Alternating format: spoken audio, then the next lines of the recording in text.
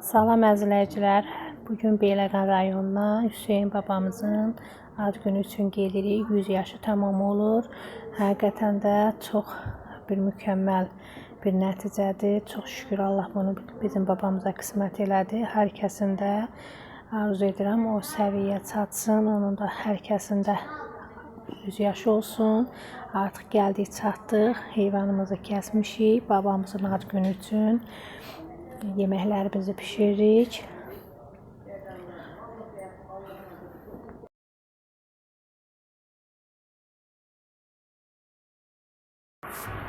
İndi isə Beyləqan quzusunu boğlama edirik. Belə qərara gəldik ki, elə hamısını elə pişirək. Aşqarası üçün soğanımızı doğrayırıq. Ətimizi artıq pişirdik. Aşqaramızı hazırlamışıq. İndi isə Beyləqan çorbalarını pişirmişik. Becələrimizi 2 qazanda etmişik.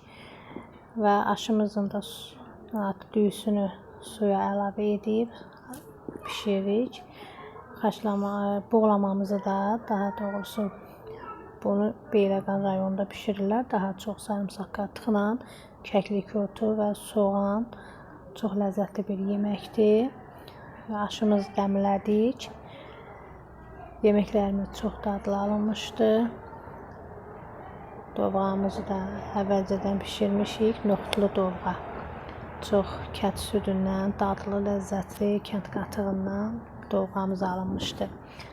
Yeməyimiz də pişir və tez-tez baxırıq.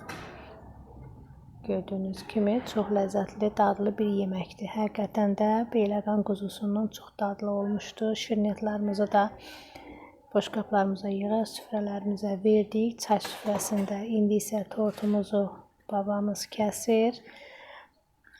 Mən təbrik edirəm bir daha babamızı. 100 yaşı mübarək olsun. Bundan da artıq Allah ömür versin. Hər kəsə də bu yaşı Allah Taala qismət eləsin. Çox sağ olun, izlədiyiniz üçün təşəkkür edirəm. Az günün mübarək, hər yaşa sevincinə qədər.